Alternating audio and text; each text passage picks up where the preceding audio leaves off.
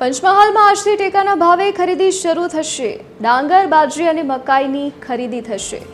આજે રાજ્યભરમાં વિવિધ કેન્દ્રો પર ખરીદી થશે। ટેકાના ભાવે ખરીદી માટે ખેડૂતોએ નોંધણી કરાવી છે। ખેડૂતોને એસએમએસથી જાણ કરીને ખરીદ કેન્દ્ર પર બોલાવાશે। ખરીદી સમયે જરૂરી ડોક્યુમેન્ટ સાથે રાખવા જરૂરી રહેશે।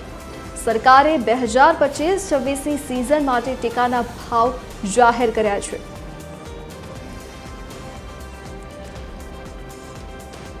તો ખેડૂતોને એસએમએસથી જાણ કરી ખરીદ કેન્દ્ર પર બોલાવવામાં આવશે।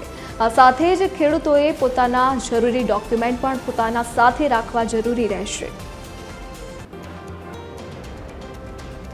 સંવાદદાતા પાર્થ પંચાલ આપણી સાથે પંચમહાલથી લાઈવ જોડાઈ ગયા છે। જી પાર્થ, આજથી ટેકાના ભાવે ખરીદી શરૂ થવાની છે, કયા પ્રકારનું આયોજન કરવામાં આવ્યું છે?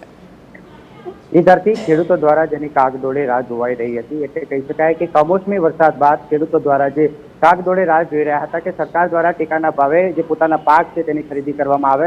ખાસ કરીને વાત કરવામાં આવે પંચમહાલ જિલ્લાનો મબલક પાક કહી શકાય તેઓ ડાંગર, મકાઈ અને જુવારનો પાક હોય છે।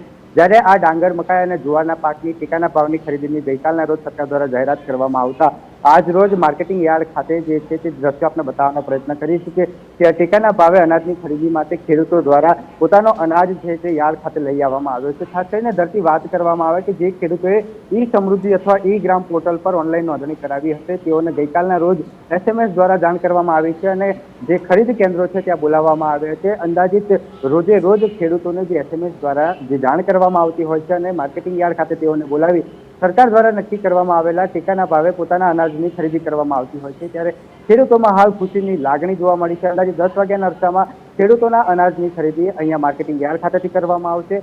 અંદાજિત લાખો ખેડૂતો દ્વારા જે માર્કેટિંગ યાર્ડ ગોધરા તેમજ માર્કેટિંગ યાર્ડ કાકણપુર જેવા વિવિધ સેન્ટરો ઉપર જે ક્વિન્ટલો, હજારો ક્વિન્ટલોનો જે અનાજ છે તે સરકારના નક્કી કરેલા દિશા ધોરણ પ્રમાણે નક્કી કરેલા ટેકાના ભાવે ખરીદી કરવામાં આવશે। સાથે ખેડૂતોને જાણ પણ કરવામાં આવી છે કે તેઓને જે નોંધણી દરમિયાન જે પુરાવા, જે દાખલા છે, 7/8ની નકલ છે, પાસપોર્ટ, જે તેઓનો પાસબુકની જે ઝેરોક્ષ છે સહિતના આધાર પુરાવા સાથે પોતાના પાકની અહીંયા જે સરકાર દ્વારા નક્કી કરેલા સેન્ટરો પર ટેકાના ભાવે ખરીદી કરવામાં આવવાની છે। જી પાર્થ, વિગત સાથે જોડાવા બદલ આપનો આભાર। તો આજે રાજ્યભરમાં ટેકાના ભાવે ખરીદીની શરૂઆત થવાની છે। તો રાજ્યમાં વિવિધ સેન્ટર પર ટેકાના ભાવે ખરીદી કરાશે।